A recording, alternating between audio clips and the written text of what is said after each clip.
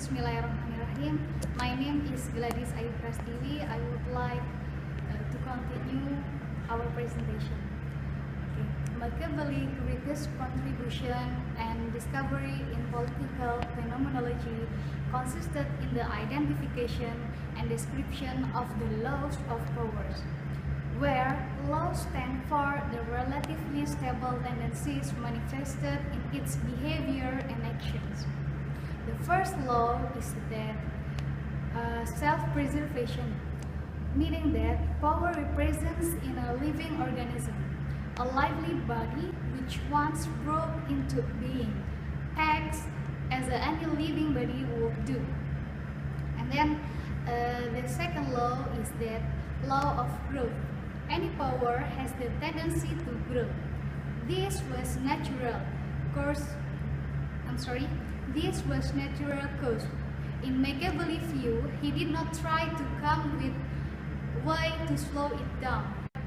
The third law is that appearance. Machiavelli was particularly interested in how keep up appearance.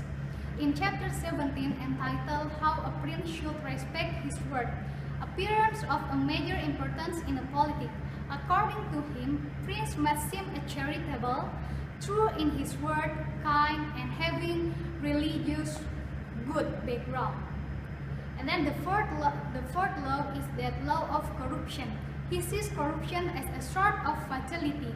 There are no laws, no state organization to slow corruption down. And even people are not corrupt, power will corrupt them inevitably. Therefore, it is not sufficient that people are not corrupt. Absolute authority will corrupt, making friend and allies. Finally, the fifth law is the law of the state and reason. It can be said that it places the state above the individuals and selfishness of power. Above the interests of the few, the state is always right and its actions is always justified. Now, Al-Farabi. First concept is the virtuous city. Al-Farabi concept of virtue emphasized based on society, meaning that an individual cannot live without others. Al-insanu madaniyun biltabai, la yastati'u an yahya binafsihi. A society like a part of our body. Each part have their own role in the society, creating a virtuous city. Therefore, everyone needs help from others. Al-Farabi also highlighted that parts of the virtuous city might exist in the democratic city. In this concept, both good and evil increase proportionally with the city's size, degree of civilization, population, and productivity.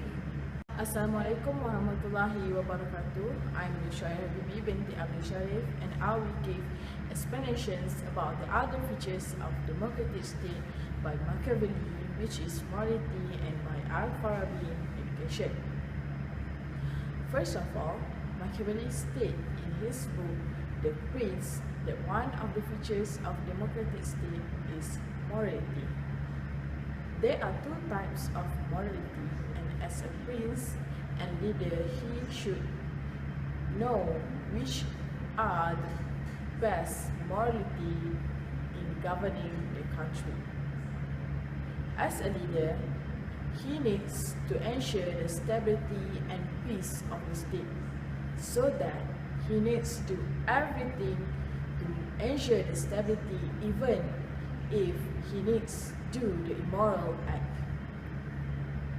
Based on his book, the leader is the one who speaks about on what the people want, and to make sure the state in peace, he needs to give the people want. To do so, immoral act is needed to ensure the peace, so that he can do everything such as lying and others the bad things to make sure the state in a stable state. Apart from that, features of democratic state by Al-Farabi is education.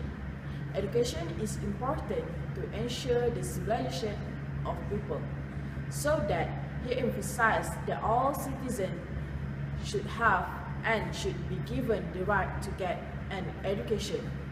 And as a leader, they should have an education and a various of knowledge to govern the state and to make sure the state is stable condition and peace.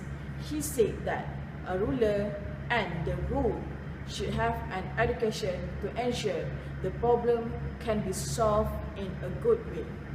So that education is important, and as a democratic state, the rule and to be ruled should have the education. Thank you.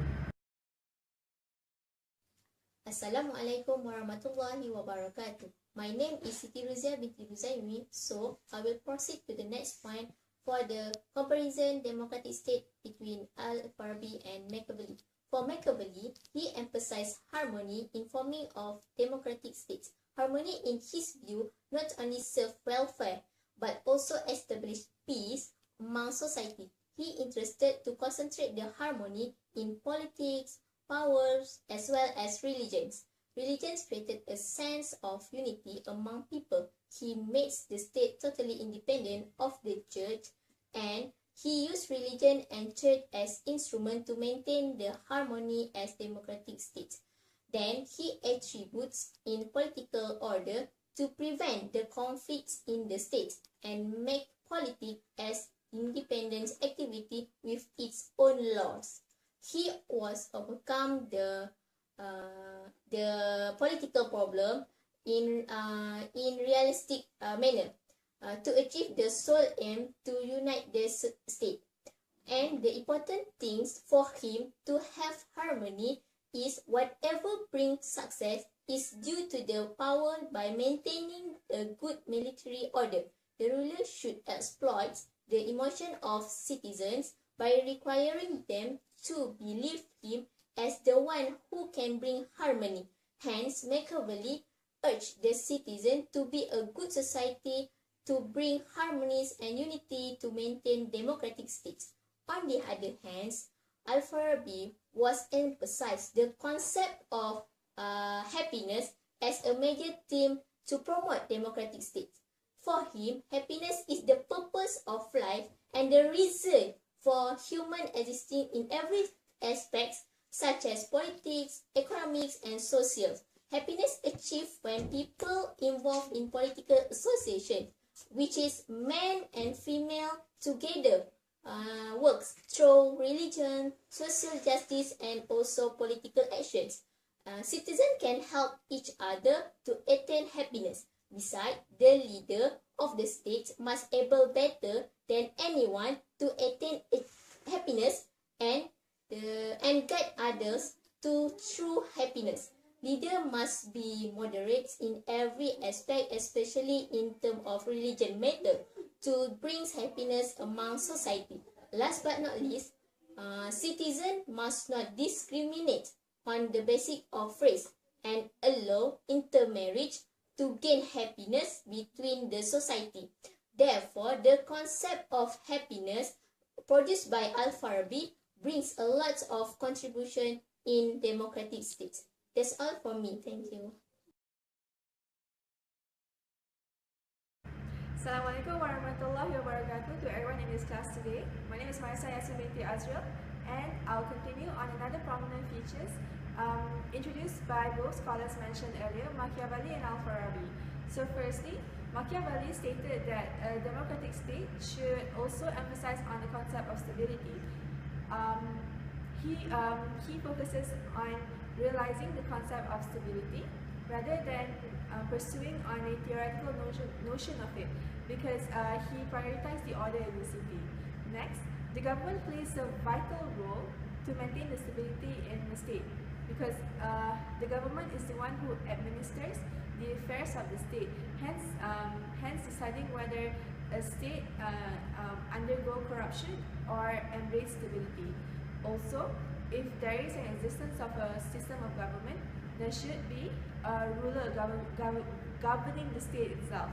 So, basically, a prudent ruler should do whatever it takes to maintain the stability of the state itself. On the other hand, Al-Farabi mentioned that a stable state should focus on the rights of the citizens, which focuses on caste and also hierarchy. Each citizens are equally allocated to each caste so that they can perform their task harmoniously in the caste itself. Next, this system actually gives plenty of rights for each citizen to actually perform their task independently, and also give them the opportunity to be an ideal caste. Not only that, citizens in a democratic country is given the rights of freedom and also salvation. Therefore, they're allowed to do anything they desire. And also, due to the high level of freedom, equality reigns over the state. Hence, exerting that no one has better claim over another in the notion of authority. So I think that is all from me. Thank you. Assalamualaikum warahmatullahi wabarakatuh. My name is Rushda. Today I would like to continue about Machiavelli concept of freedom. Machiavelli has values liberty or freedom in a democratic state, that people should be treated based on what they are like in fact. Observable traits such as their selfish motive. Only a correct awareness of reality can lead one to strong, stable government. Thus, people must organize that private morality cannot be applied in public affairs. People are not by nature community, but they must satisfy their appetite and at the same time establish stable government. People may also hold national politics, even religious salvation. Each individual is fully responsible for his or her choice and action, both individually and equally, as everyone equally share as a human nature that is selfish. For Al-Farabi concept of diversity of lifestyle, multicultural or multi-ethnic character, people of every range are multiplied in it. There will be all kinds of copulation and marriage, resulting in children at an extremely varied disposition, with an extremely varied education and upbringing. In fact, Al-Farabi said that the stranger cannot be distinguished from the resident, and also discriminate on the basis of race, and will include people of diverse ethnic background. He also strongly implied that it will be allowed in intermarriage, perhaps as a means of forging close ties between the racial and ethnic groups that make up the city. That's all from me.